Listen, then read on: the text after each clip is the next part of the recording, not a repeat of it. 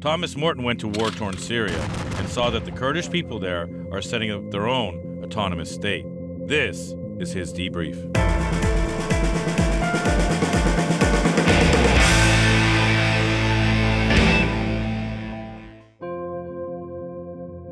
It was extremely scary. It was probably the most scared I've ever been in my life. And embarrassingly, it came after a moment of not just perfect calm, but irresponsible frivolity, in that we were all kind of doing something stupid on the battlefield because we'd gotten comfortable there because we'd been there for 30 or 40 minutes and acclimated. So I was Snapchatting a turkey. The camera guy was texting somebody. None of us were really prepared for anything of that sort to happen. So it caught us very much by surprise.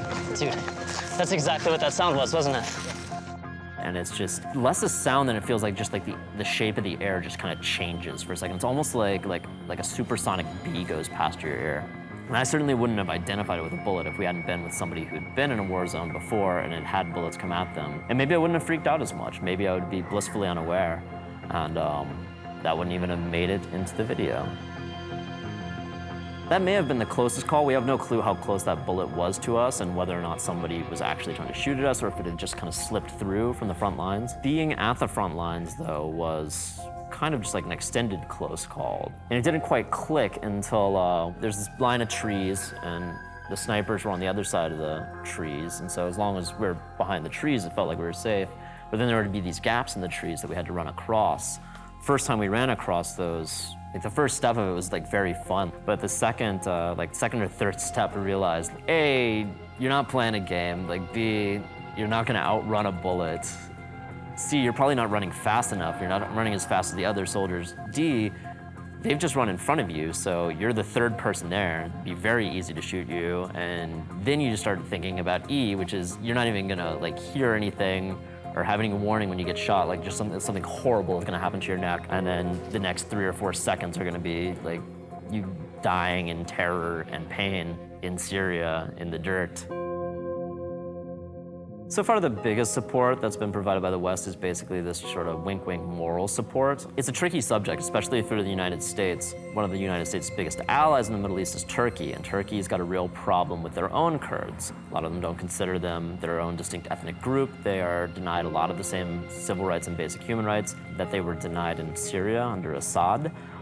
It's a big issue, and so America can't really throw its full weight behind the Kurds because in doing so, they would completely piss off Turkey because Turkey sees the Kurds, a lot of Turks see the Kurds as their enemies. Ergo, there's a lot of lip service paid to the Kurds. There's a lot of very careful support given morally and politically, but not so much in the material realm. You don't see American guns out there. You see a lot of AK-47s and other stuff that's been funneled in and bought from who knows where. We'd done a piece previously about the Kurds where we'd gone specifically to see women fighting. And what we'd gotten was kind of what felt like a show battalion. These women came out, they did their drills for us, and they didn't do them very well.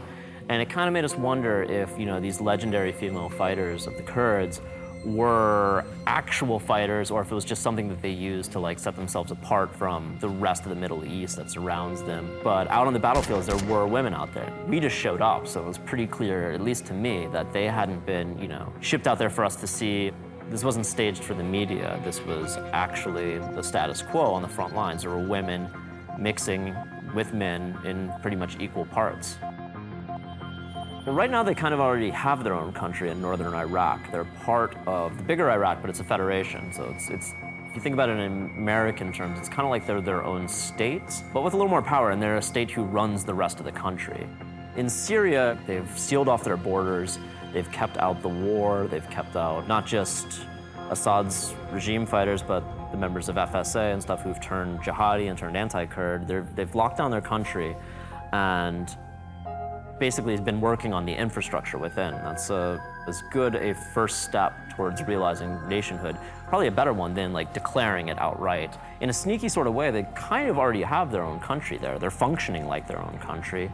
It's just a matter of international recognition and what happens with the rest of Syria to see whether they become like the Kurds in northern Iraq, who just kind of run the rest of Iraq, like they do that in Syria, or if they become like a truly independent Kurdish state in the middle of what used to be Syria, and maybe join with Iraq and become an even bigger Kurdish state, which is the ultimate goal, even though a lot of people are pretty cagey about saying it, because it would rain the whole weight of Turkey and Iran down on them. Because Iran and Turkey hate the Kurds.